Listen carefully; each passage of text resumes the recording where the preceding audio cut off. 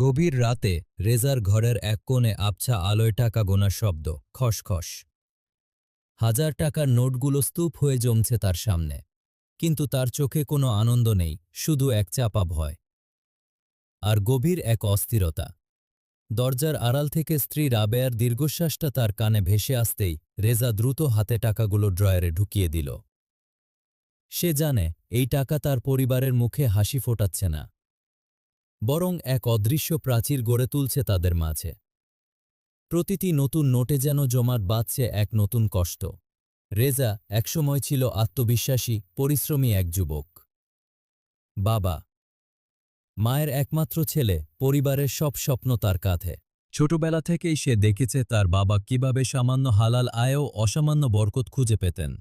রেজাও স্বপ্ন দেখত নিজের মেধা আর পরিশ্রমে একদিন পরিবারকে সুখী করবে।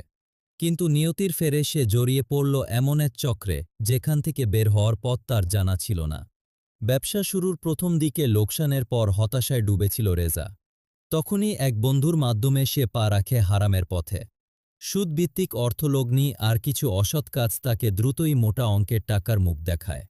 মনে হয়েছিল এই টাকা বুঝি সব সমস্যার সমাধান। কিন্তু টাকার অঙ্ক বাড়ার সাথে সাথে তার রাতের ঘুম হারাম হয়ে গেল। মসজিদের দিকে যেতেই মনটা কেমন অপরাধ বোধে কুঁকড়ে উঠত। বুকের ভেতরটা সবসময় এক শীতল ভয় আর অস্থিরতায় ভরা থাকত। টাকা ছিল, কিন্তু শান্তি ছিল না। তার স্ত্রী রাবেয়া সবটা না বুঝলেও রেজার মুখের পাল্টে যাওয়া দেখে চিন্তিত ছিল।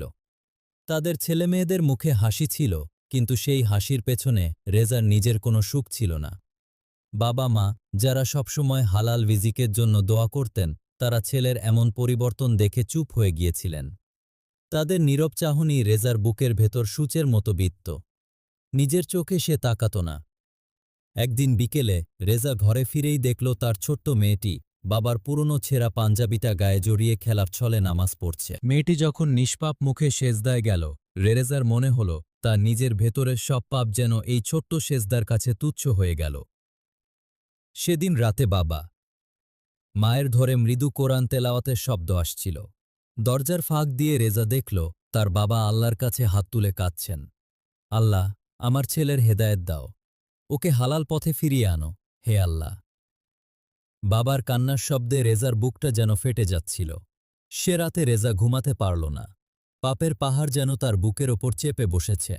বাবার কান্না, মেয়ের নিষ্পাপ মুখ আর রাবেয়ার নীরব কষ্ট সব মিলেমিশে তাকে এক চরম অনুশোচনায় ডুবিয়ে দিল।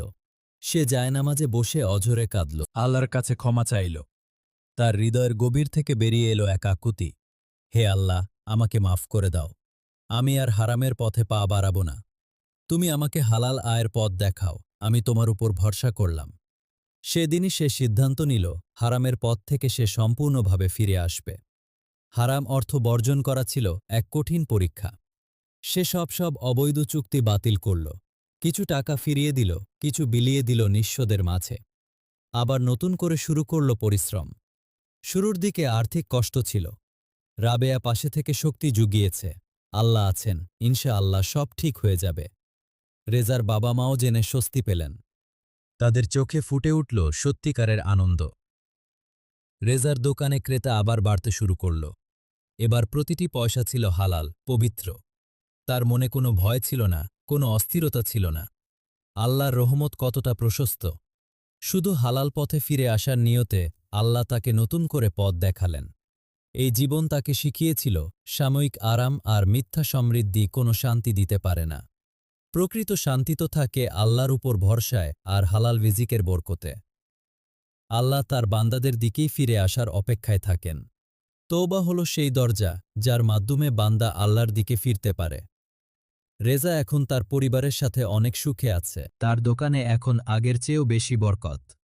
টাকার পরিমাণ হয়তো আগের মতো বিশাল নয়, কিন্তু তার চেয়ে বড় যে জিনিসটা সে পেয়েছে তা হল মনের শান্তি, পরিবারের হাসিমুখ আর আল্লাহর রহমতের ছায়া।